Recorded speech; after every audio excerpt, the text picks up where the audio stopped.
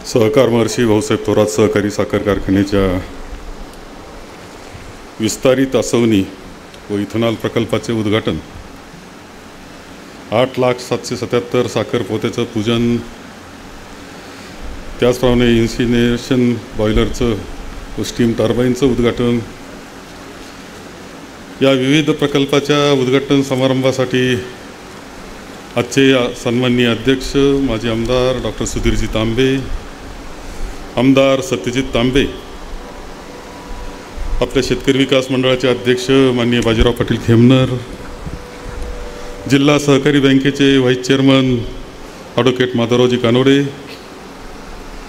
सभापती कांचन, सभापती दुर्गाताई, आपले चेअरमन बाबा होळ, त्याचप्रमाणे संतोष याचे व्हाईस चेअरमन, सर्व संचालक मंडळ, दूध संघाचे चेअरमन रणजित देशमुख, बुवाजी बाबा पुणेकर, लक्ष्मणरावजी कुटे, शंकररावजी खेमनर, आपल्या बाजार समितीचे सभापती, आपल्या अमृतवाहिनी बँकेचे चेअरमन सुधाकरजी जोशी, शेतकरी संघाचे चेअरमन संपतराव डोंगरे, डॉक्टर जयश्री मधुकरराव नवले, सुरेशजी गडाख, लहानभाऊ पाटील गुंजाळ, उपस्थित असलेले औद्योगिक वसाहतीचे चेअरमन के थोरात, उपस्थित असलेले पांडुरंग पाटील घुले, अविनाश सोनवणे, सर्व उपस्थित असलेली सर्व आपली कार्यकर्ते मंडळी, त्याचप्रमाणे कार्यकारी संचालक श्रीयुत घुगरकर, शिवसेना इंडियाचे माननीय भामरे साहेब, युनिव्हर्सल फोर्सेसचे प्रदीपजी ढोकरे, निनांत पाटील, उपस्थित असलेले सगळे सभासद, सर्व अधिकारी, खातेप्रमुख, सर्व सभासद, सर्व उपस्थित कार्यकर्ते, बंधू आणि भगिनी, आज आपण हा संगमेर कारखान्याच्या 3 प्रकल्प, एक तर पोत्याचं पूजन आपण केलं. आपलं गळीत यावेळेचं जे झालेलं आहे त्यामध्ये 8,777 इतकं जे पोते झाले आहे, अजूनही गळीत आपलं काही तारखेपर्यंत चालेल. मला असं वाटतं की अजून 20-25 तारखेपर्यंत, 20 तारखेपर्यंत गळीत चालणार आहे. ते पोत्याचं पूजन आपण केलं. त्याचबरोबर एक प्रकल्प असा आहे की ज्याचं फार चांगल्या पद्धतीनं विश्लेषण करण्यात आलेलं आहे आणि त्या इन्सिनरेशन बॉयलरचं, स्टीम टर्बाईनचं आपण उद्घाटन केलेलं आहे. हे सुद्धा एक गरज म्हणून जे प्रदूषण होत असतं, मॉलॅसिसमधून अल्कोहोल काढल्यानंतर जे स्पेंट वॉश शिल्लक राहतो त्याचं आता काहीही बाहेर टाकायचं नाही असा सर्व नियम आहे प्रदूषणाच्या विभागाचा. त्या पद्धतीने ते जाळलं जाणार आहे. पण जाळल्यानंतर सुद्धा 15 ते 20% पोटॅश म्हणजे जे आपल्या शेतीला उपयोगी असतं ते त्या राखेतून मिळणार आहे. त्या प्रकल्पाचं आपण इथे उद्घाटन केलेलं आहे. डिस्लरीचा सुद्धा आता प्रतिदिन 80,000पर्यंत आपण जाऊन पोहोचतो आहोत, रोज 80,000. आणि मला असं वाटतं की थोड्या प्रयत्नात आपण रोज 1,00,000 लिटर इतकं इथेनॉल, अल्कोहोल आणि इथेनॉलचं उत्पादन आपण करणार आहे. वीज निर्मिती आपण करतो आहोत. माझ्या मते आज तुम्ही आलेत, खूप चांगलं झालं. आपण साखर कारखाना आपला आहे, पण साखर कारखाना जवळून कधी पाहिला आपण? तिथली डिस्लरी आपण कधी पाहिली? किंवा आता जे काही आम्ही बॉयलर टाकलेला आहे तो कधी पाहायला मिळालं का? आज साखर कारखाना कसा आहे बाबा? माझं मत असं आहे की आपला साखर कारखाना आता जाताना सहज डोकून जायची व्यवस्था करा, माणसं उभे करा तिथले, ते समजून सांगायला. ज्याला शक्य त्यांना सहज फिरून यावा. आपली डिस्लरी आपली पाहून घ्या. जपून चढावं लागतं बरं का, काळजी घ्या. बरेच आपले वडीलधारी मंडळी जास्त आहे, तर सहज पाहून घ्या का कसा आहे हा कारखाना, कसे आहे आपली डिस्लरी, कशा पद्धतीने नवीन प्रकल्प आपण तयार केलेत, को जनरेशनचा प्रकल्प आपला कसा आहे. तुम्हाला सांगतो ना, काही माणसं नवीन पाहण्यासाठी येतात आणि आपली हाऊसकीपिंग म्हणतात. हाऊसकीपिंग याचा अर्थ असा की आपलं घर कसं ठेवतो आपण. कल्पना करा की एखादं घर आहे, आपण पाहुणा म्हणून जातो, बाहेर सडा टाकलेला आहे, सारवण केलेलं आहे, रांगोळी काढलेली आहे, फुलाची कुंडी ठेवलेली आहे, घरात आत गेलं का प्रसन्न वातावरण वाटतं, देवाला उदबत्ती लावलेली आहे. कसं वाटेल रे तुम्हाला? माझं मत असं आहे की आपला साखर कारखाना जो पाहून जातो ना, त्या घरासारखा दिसेल त्यांना. इतकं सुंदर हाऊसकीपिंग. मी आता जास्त जाहीरपणे सांगत नाही, पण एक नेता अचानक इथं आला आणि जेव्हा अचानक आला, आत घुसला नावं सांगतो, जाऊ द्या, अजित पवार. आम्ही माधवराव होते नव्हते, तर त्याच्यात त्यांनी असं केलं, काहीच कळवलं नाही. उपमुख्यमंत्री आले, गेट उघडलं, आता ते पाहिलं, उघडलं गेट, गेले आतला राऊंड मारला आणि सगळ्यांना सांगितलं, या गाड्या सुंदर काम आहे बरं का. सगळ्यांना सांगितलं, एवढंच नाही तर त्यानंतर मेरू इंडिया ही जी कंपनी आपलं कारखाना हे बनवणारी, तिला धडाधड 4-5 प्लॅन मिळाले. आपलं जो पाहून जातो तो कौतुक करतो, संगमनेर पाहून जातो, नाशिकचा रोड पाहून जातो, तो कौतुक करतो, पण तो बाहेरचा असतो. आपल्या नजरेत बसल्यावर काहीच खरं कळत नाही ना. पण हे सगळे बरं एवढ्यावरच नाही, खरं म्हणजे एक गोष्ट आणखी करा, तिथं अल्कोहोलची बॉटल ते ठेवा, ट्यूब ठेवा, बॉटली नका ठेवू. दुसरं, साखर आपली आत्ताची किती शुभ्र आहे, साखरेचं प्रोडक्शन जे किती शुभ्र आहे, असं तुम्ही हातावर घेऊन पहा किंवा त्या वाट्या ठेवा, कोणापेक्षाही सुंदर दाणेदार साखर जर असेल तर आपली, आता मी सांगतो सुंदर सगळ्यात. तेव्हा ह्या सगळ्या गोष्टी आपण पाहतोय, ही सगळी वाटचाल आपण पाहतोय. तुम्ही ॲडव्हान्स काहीतरी 3,000 रुपयाचं जाहीर केलं वाटतं ना, दिला. हे एकदम घडतं असं समजायचं काही कारण नाही. आलं मनातून एका रात्रीत 7 तळ्याची माडी फक्त गाढवाच्या लग्नात.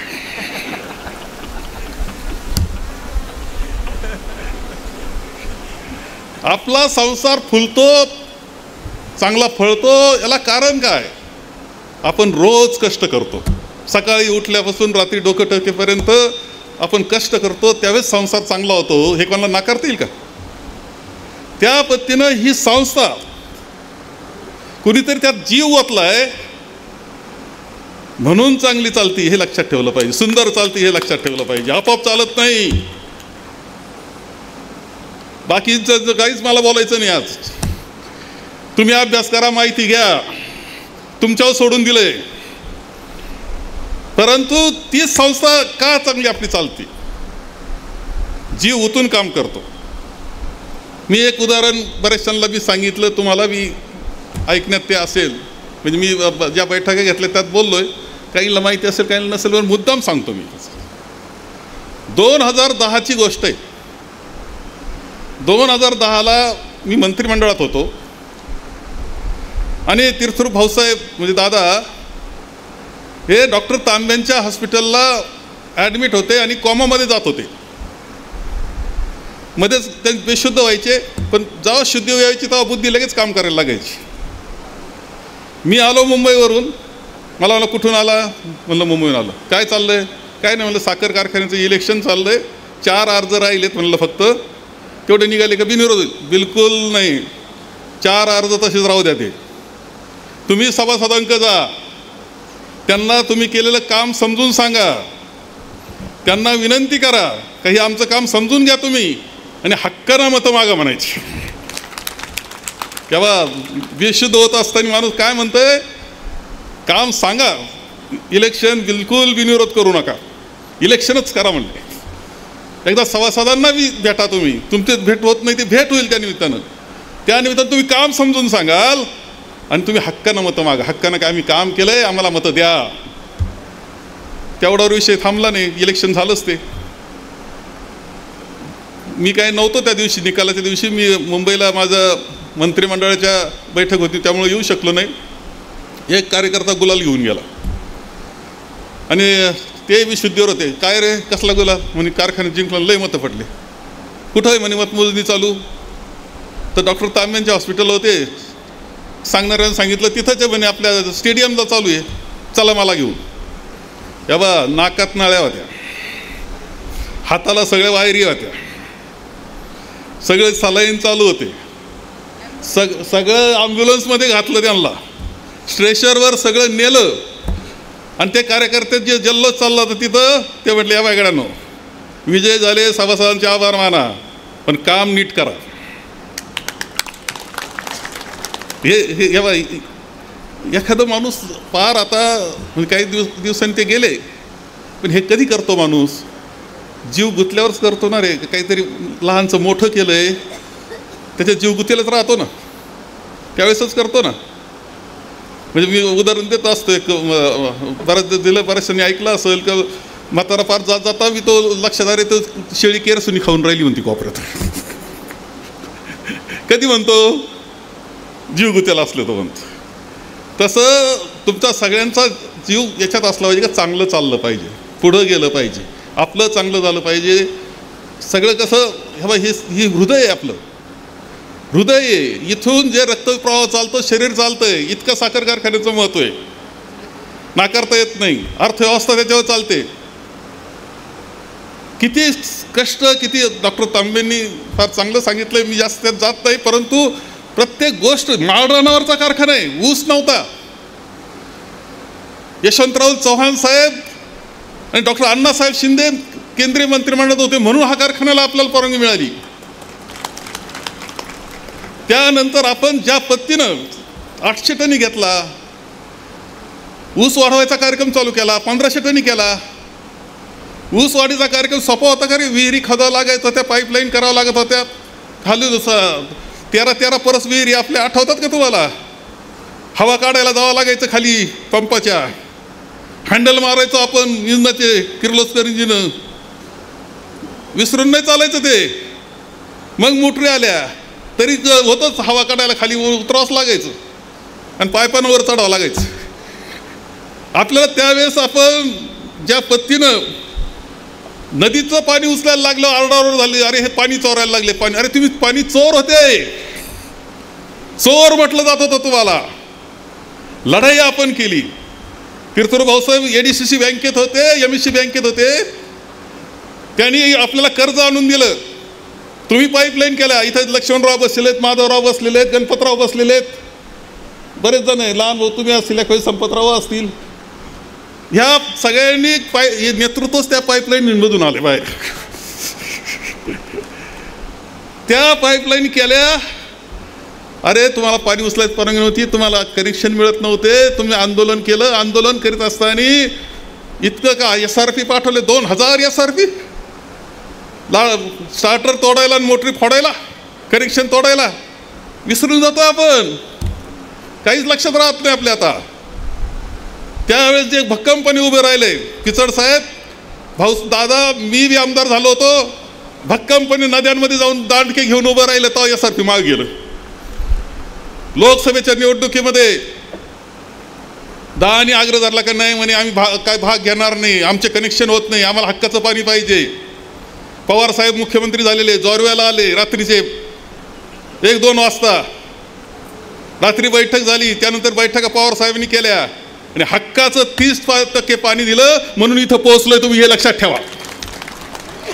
त्यावेळेस जर 30% पाणी मिळालं नसतं तर कनेक्शन झाले नसते, पाईपलाईनही चालल्या नसत्या, तुमचा ऊस निर्माण झाला नसता, संगमेर अकोला दोन्ही ऊस निर्माण झाला नसता आणि तुमचे काय हाल झाले असते मी सांगत नाही. पण कधी कधी विचार केला पाहिजे का काय योगदान कोणी केलं, हे कसं काय झालं. निळवंड धरण आता झालंय पूर्ण, निळवंड्याचं पाणी फिरलंय. आता जिथं गावाला पाण्याचे टँकर जात होते त्या गावांचे रानं उपळलेत. गावाचं नाव घेत नाही मी, नानासाहेब हसतोय. रानं उपळले, तिथं टँकर जात होता, तिथं आपोआप झालं का रे ते? निळवंड आपोआप झालं असं समजता काय? कोणाला तरी आलं जादू, सातळ्याची मडी सारखी आहे का ती? अरे त्याच्याकरता जीव काढावा लागतं, रक्त ओकावं लागतं, धावपळ करावं लागती. आम्ही काय सांगत बसायचं का हे केलं आज आणि ते केलं आज? पिचड साहेबाचं सहकार्य मी कायम मान्य करतो. अकोला तालुक्यात धरण होते, प्रकल्पग्रस्त त्यांचे होते, त्यांचं सहकार्य झालं. मीनानाथ पांडेंची मला आठवणच येते, कारण माणसं बसवण्याकरता आपण सगळ्यांचा प्रकल्प व्यवस्थित बसून दिले. सगळे प्रकल्प कसं, असं एक धरण दाखवा दुसरं कोणतंही महाराष्ट्रामध्ये, देशाचं मी बोलत नाही, की ज्याचं पुनर्वसन अगोदर झालं नंतर धरण झालं, असं एक दाखवा रे. कुणीतरी धडपड केल्यामुळेच झालं ना, काही विसरता येईल का तुम्हाला? आणि तुमच्या जमिनींना पुनर्वसनाच्या विरुद्ध व्यवहार करता यायचा नाही. हा जो शेराव होता 7-12वरचा, किती जात होती तुमची जमीन? 10 एकर. शेरा गेला, जमीन वाचली, बरोबर आहे ना. पण मला वाचवण्याकरता धडपड करता येत नव्हती, म्हणून माझी द्यावं लागली ती मला, हे लक्षात ठेवा. तेव्हा सगळ्यांच्या जमिनी वाचवल्या, सरकारी जमिनी सपाट केल्या, त्यांची व्यवस्था केली. आज त्यांच्या व्यवस्थित पद्धतीनं त्यांचं जीवन चाललेलं आहे, पाणी दोन्हीकडून फिरतंय. तेव्हा हे कष्ट लक्षात घेतले पाहिजे. कोणतरी मेहनत केल्यामुळं काही गोष्टी घडलेल्या आहेत. चांगलं जीवन, तुम्हाला चांगलंच जीवन मिळालं पाहिजे, आनंदी जीवन असलं पाहिजे. एक प्रवरेमुळं आमचं चांगलं झालं. आता निळवंड दोन्ही बाजूनं वाहतंय, चांगलंच होणार संगमेर तालुक्याचं. आपला ऊस आपण तयार करू शकलो, आपला ऊस आपण तयार करू शकलो, निळवंड्यामुळं ते शक्य आहे. तर तुम्ही ब्रेक इव्हन पॉईंट जरी मोडला, 11 लाखावर स्वतः जरी गेले तरी भावात बराच फरक पडेल, एवढं तुम्हाला सांगतो.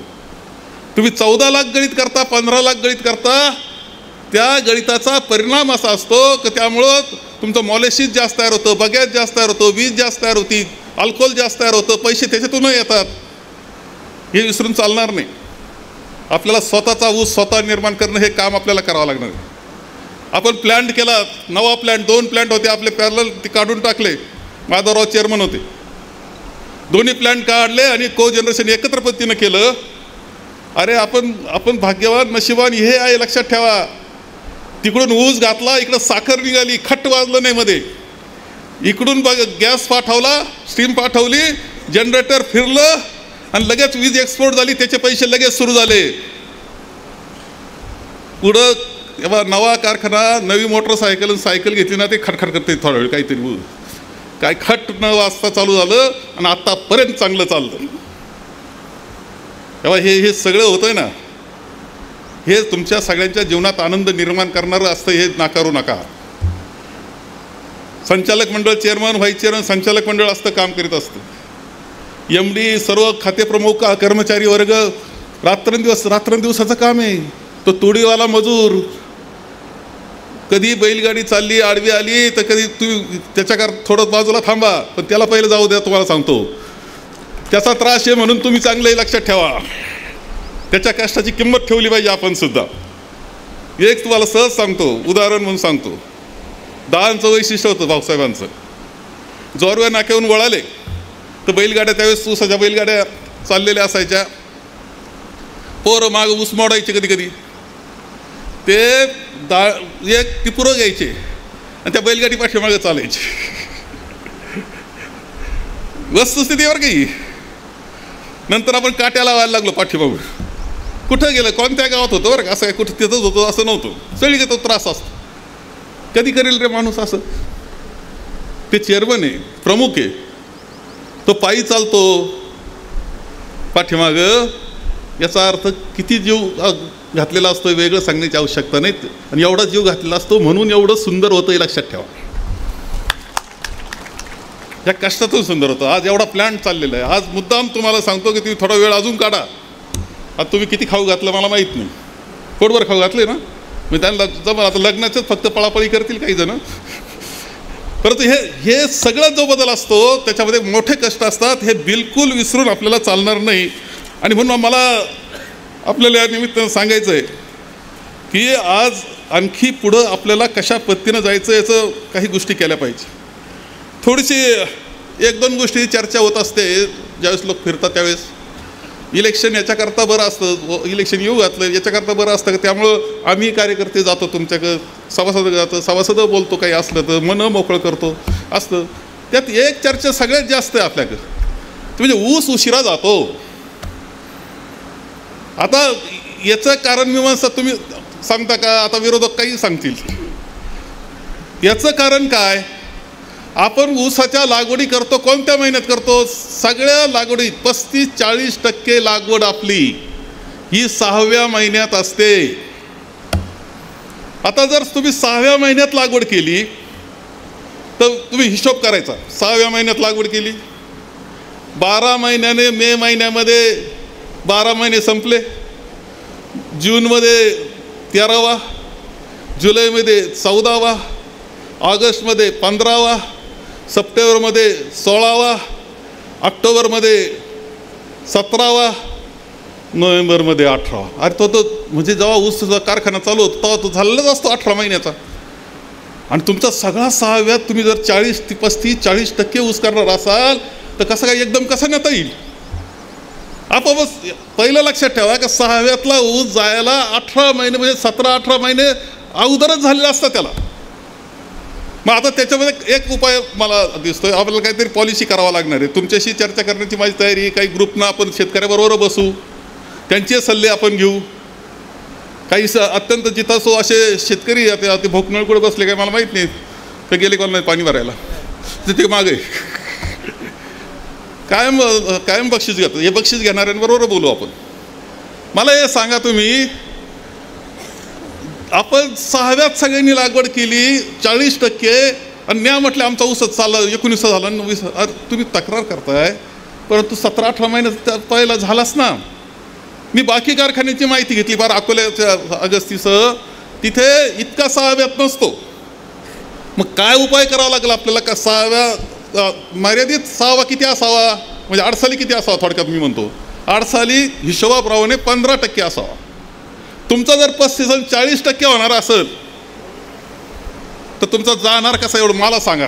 कुणी दाखवा, कागदावर करून दाखवा का अशा पद्धतीने जाऊ शकतो. बरं, जोड बाहेरची थोडीफार द्यावाच लागते, द्यावाच लागत नाही असेल तरच आपण ब्रेक इव्हनवर जातो. त्याचा परिणाम गळीत चांगलं होतं, गळीताचा परिणाम अल्कोहोल हे तयार होत असतं, वीज तयार होत. कसं बोला तर तुम्हाला एक शेड्यूल आपल्याला तयार करावं लागणार आहे. आता सुद्धा डेव्हलपमेंटचे जे लोक आहेत त्यांनी आता हे प्रचार यंत्रणा तुमची चालू करा, बोलायला लागा. कधी निवडणूक संपली तर मी स्वतः भाग घेईल, मला काही काम ठेवलं नाही लोकांनी.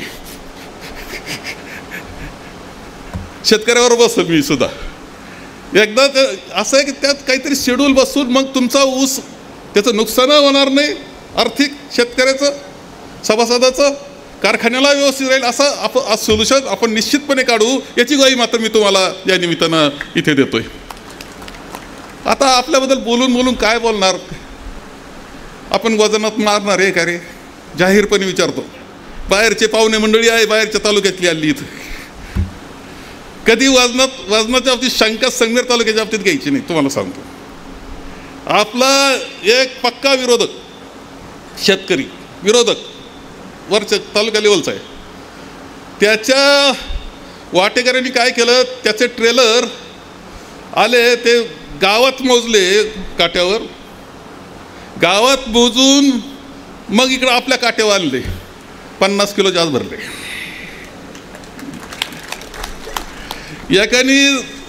एकानं ट्रक त्याच्या होत्या, ऊस त्याचा होता म्हणून एका दुसऱ्या कारखान्याला घालायला लागला. 8 दिवसांनी विनंती करायला आला, तुम्हीच घ्यावं, तिकडे लईच मरण आहे. तेव्हा हे लक्षात घ्या. आम्ही आत्मविश्वास सांगतो, कोणीही तपासा, बिलकुल चुकीचं नाही. प्रत्येक गोष्ट काळजीपूर्वक, अचूक आणि पारदर्शक पद्धतीने आपण करतोय. त्याच्यामध्ये आपलं यश हे लक्षात ठेवा पाहिजे. मनातल्या काही शंका असतील त्या काढून टाका. यावेळेस मी आपल्या सगळ्यांना सांगेल की आपल्याला ज्या काही गोष्टी करायच्या आहेत त्याच्यामध्ये आता निळवंड्याचं पाणी आलेलं आहे. पाणी आपण जितकं सोडता येईल तितकं उतरवायचं जाईल तेवढं उतरवायचा प्रयत्न केलेला आहे. एक जणांचा फोन आला की आता नदीला पोहोचलं पाणी. मी म्हटलं नदीला पोहोचलं असेल तर चुकलं गड्या, मग वाया घालता तुम्ही पाणी, एवढं तिची किंमत कमी नाही आहे. आपल्याला हे पाणी जे तालुक्याच्या वाट्याचं पाणी असेल ते पूर्णपणे काळजीपूर्वक वापरायचं, प्रत्येक शेतकऱ्याला द्यायचं, हे मी धोरण घेतलेलं होतं. मी असं म्हणत होतो, जाहीरपणे म्हणत होतो, आजही म्हणतो की मला जशा पाटाच्या खाली उताराला पाणी द्यायचं आहे तसं वरच्याला सुद्धा पाणी द्यायचं आहे, ही माझी इच्छा आहे. मी तयारी केली होती. आणि आता कुणी असू, मंत्री कुणी असलं, कोणतं सरकार असू, आमची ती इच्छा आहे, आमचा तो आग्रह आहे की आमचा शेतकरी कोणाला कोरडं ठेवू नका, आमचं पाणी आम्हाला वाटून व्यवस्थित द्या, हे सांगणार आहे मी. पाणी मिळालं पाहिजे. आणि तुम्हाला हेही सांगतो, माझं वाक्य लक्षात ठेवा. आता मी जे बोलत असतो ना, माझ्या काही स्वार्थाकरता बोलत नाही, पहिले लक्षात ठेवी. चला, मला खूप दिलं तुम्हीच दिलं, मी नाकारत नाही. 40 वर्ष आमदार, 18 वर्ष मंत्री, प्रदेश काँग्रेसचा अध्यक्ष, बर आता याच्यात काय कमी केलं नाही तुम्ही, मी समाधानी आहे. पण जर तालुका जपायचा असेल, तालुका चालवायचा असेल, जपायचा असेल, समृद्धी आणि असेल तर सगळ्यात जपावं लागेल तुम्हाला पाण्याला. एवढं लक्षात ठेवा, पाणी पळून जाणार नाही याची काळजी घ्यावी लागणार आहे. काहीही होऊ शकतं,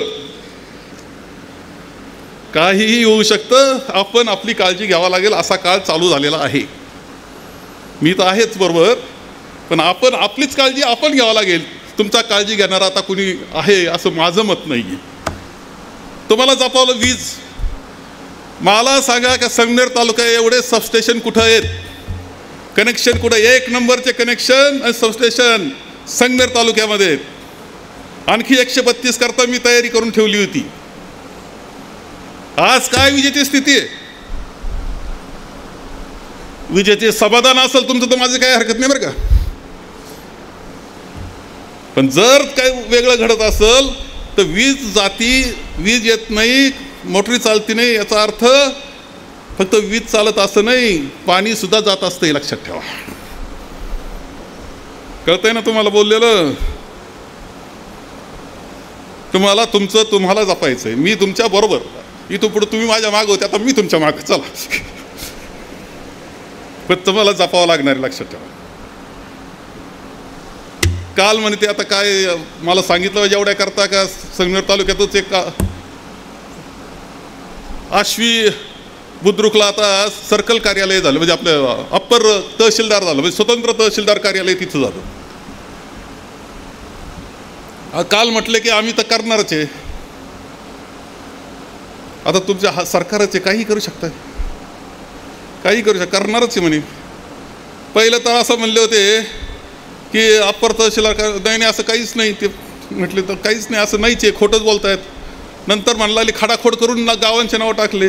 आता म्हणायला लागले नंतर आम्ही स्वतंत्र सर्कल तयार करणार आहेत, सजे वेगळे बदलणार आहेत, मग करू. आता म्हणायला लागले ते करायचंच आहे आम्हाला.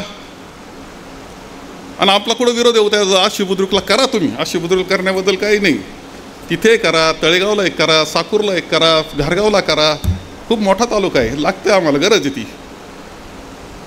परंतु तुम्ही मला सांगा, चन्नापुरी, सावरगाव तळ, पिंपळा माथा, निमज, खांडगाव, समनापूर, सुकेवाडी, खांजापूर, इथून पुढं आश्वी बुद्रुकला जायचं, हे तुम्हाला मान्य आहे काय रे?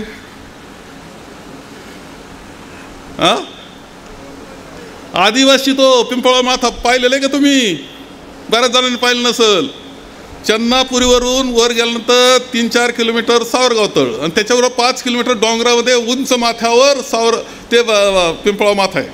वर गेल्यावर 5 किलोमीटर घाट चढलो, त्यांनी सर्टिफिकेट घ्यायला आश्वी बुद्रुकला जायचं. आता हे मान्य करावं आम्ही. आता म्हणून मी म्हणायला लागलो आता तुम्हाला का तुमची काळजी तुम्हाला घ्यावं लागणार आहे. आता तुम्ही म्हणलं घेईल कोणतरी काळजी, 40 वर्ष बरं चाललं होतं. तसं नाही, आता तुमची काळजी तुम्हाला घ्यावं लागेल. तुमच्याबरोबर मी आहे आणि सगळे आहेत, 100% तुमच्याबरोबर येणार आहेत. पण काळजी तुम्हाला तुमची घ्यावं लागेल, पाण्याची घ्यावं लागेल, विजेची घ्यावं लागेल. असं काही संकट आलं तर त्याची घ्यावं लागेल. अजून काही राजकारण काही बोलत नाही आज. परंतु हा साखर कारखाना ही आपली जीवनदायी आहे, म्हणजे आपल्याला जीवन देणारी, भाकरी देणारी संस्था आहे. ही आपण अत्यंत उत्तम रीतीने चालतो. खरं म्हणजे मी तुम्हाला सांगितलं नाही, पारितोषिक देश पातळीवरील सर्वोत्कृष्ट साखर कारखाना म्हणून 2 वेळा, देश पातळीचा गौरव 2 वेळा, उत्कृष्ट साखर उतारा, सहवीज निर्मिती, साखर निर्यात, तांत्रिक कार्यक्षमता, उत्पादन क्षमता, या सगळ्या बाबतीत 16 वेळा आपल्याला राष्ट्रीय पुरस्कार मिळाले. गुणवत्ता, तांत्रिक कार्यक्षमतेबद्दल शुगर इन्स्टिट्यूटकडून 11 वेळा राज्यस्तरीय पुरस्कार आहेत. महाराष्ट्र शासनाचे समाज भाषण पुरस्कार गौरव झालेला आहे. 2 वेळा राष्ट्रीय उद्योजकता पुरस्कार सन्मानित करण्यात आलेला आहे. आणि कार्यकारी संचालकांचा सुद्धा 2दा सन्मान झाला, चांगले कार्य करतात. आता 16 येऊन आता का परत 16च वेळा तुम्ही म्हणाल? एवढे वर्ष 16च का, एवढे वर्ष गेले. शेवटी निर्णय घेण्यात आला की एका कारखान्याला किती वेळा द्यायचं. त्यापेक्षा काही वर्षांनी बदल, म्हणजे आपण काही नवे घेऊ, त्यांना बाजूला ठेवू. ते जे 4-5 कारखाने बाजूला ठेवले, कारखाने महाराष्ट्रातले, की त्यांना सतत त्यांना देण्यात मजा नाही. त्यानंतर आपले थांबले तरी 16 वेळा घेतलेत. तेव्हा हे सहज होतं असं बिलकुल नाही. ही जपण्याची जबाबदारी ही तुमची आहे. हे आपला संसार आहे. तुमचे अंतर्गत मतभेद काय असतील, काय असेल, काही राग असेल माझ्याबद्दलचा राग असेल, कारण काढलाय त्यावर काढायचं, त्यावर तो काही शिल्लक ठेवला नाही तुम्ही. आता माझ्याबद्दल राग असेल तेवढा काढला, आता तो कार्यक्रम केलाय. पण आता अंतःकरण शुद्ध करून टाका. कशा करता? आपल्या स्वतःच्या संसाराकरता, आपल्या कुटुंबाकरता. तेव्हा आपले पगार वेळेवर आहे, बोनस सगळ्यात चांगला आहे, कर्मचारी बिचारे खूप कष्टाळू आहे, अधिकारी वर्ग चांगला आहे, त्यांचे कष्ट आहे. पण आपण योग्य पद्धतीने करतो. जेव्हा रिटायर होतो ना कर्मचारी, आम्ही सत्कार करतो. विचारावं ना काय करतात मुलं, काय नाही, एक सिव्हिल इंजिनियर आहे आणि एक IT होऊन पुण्याला आहे, कुणी म्हणतो जर्मनीत आहे, कुणी म्हणतो बंगलोरला आहे, कुणी म्हणतो मद्रासला आहे. अरे त्यांचं चांगलं झालं, आनंद आहे ना आपल्याला. आणि मला सांगा, तुमच्या आपल्या कार्यक्षेत्रामध्ये इंजिनिअरिंग कॉलेजमुळं किती मुलं इंजिनियर झाले रे आपले. घराघरात इंजिनियर आहेत, जगात गेलेत ते. संस्था बी आपल्या अशा A1 संस्था, 1 नंबरची संस्था आहे आपल्या भारतातल्या. ज्या सगळ्यात चांगल्या संस्थांमध्ये इंजिनिअरिंग कॉलेज सुद्धा आपलं आहे. दूध संघ सुद्धा आत्मविश्वास सांगतो की सगळ्यात जास्त चांगलं काम करणारा दूध संघ आहे. प्रत्येक समजा अमृतवाहिनी बँक असेल, आपले शेतकरी संघ असेल, बाजार समिती, प्रत्येक गोष्टीत आपलं जीव ओतून आपण काम करतोय. आणि म्हणून संगमनेर हे वेगळं, महाराष्ट्र वेगळं समजतो. आणि म्हणून महाराष्ट्रातले मोठे मोठे नेते म्हणतात असं झालं कसं. पण ठीक आहे, तो अधिकार नागरिकांचा असतो, त्यामुळे त्याच्यावर मी काय बोलत नाही, EVMवर बोलत नाही. परंतु आता विषय आला तो तुमच्या संसाराशी निगडीत आलेला आहे. आणि संसाराशी निगडीत गोष्टीला बाकी काही पाहू नका, वादविवाद पाहू नका. कोणी कान भरविल, कोण काय करील, कोण काय करील, काय करतील भरोसा नाही. सध्या काही करू शकतात. व्हॉट्सअप चालायला लागणार आहे, खोट्या नाट्या बातम्या दिल्या जाणार आहे, माणसं फिरायला लागतील, गरगरा फिरतील माणसं, नाही ते उद्योग सुरू होतील. तुम्ही म्हणलं पाहिजे की ही संस्था माझी आहे, माझी हक्काची आहे, मी सुद्धा सभासद या नात्याने मालक आहे, मला माझं जपायचं आहे, असं तुम्ही म्हणलं पाहिजे. एवढाच आग्रह मी तुम्हाला धरेल. मला खूप काळजी आहे. आज तिकीट वाटप हा केवढा अवघड प्रकार आहे हो. मला झोपच उडून जाते तिकीट वाटप म्हणलं. खरं सांगतो, सोपं आहे का हां. याचं नाव घ्या तर तो बिघडतो, त्याचं नाव घ्या तर हा बिघडतो, याचं हे त्याचं ते त्याचं ते काय. पण मी विनंती करेन तुम्हाला की आम्ही शेतकरी विकास मंडळ जे काही आम्हाला देऊ, चांगलंच देण्याचा प्रयत्न आम्ही करू, चांगलाच चालवायचा प्रयत्न करू. हा माझा पक्का शब्द. तुम्ही भक्कमपणे पाठीशी राहा, याचं एवढंच आवाहन करतो आणि माझं भाषण संपवतो.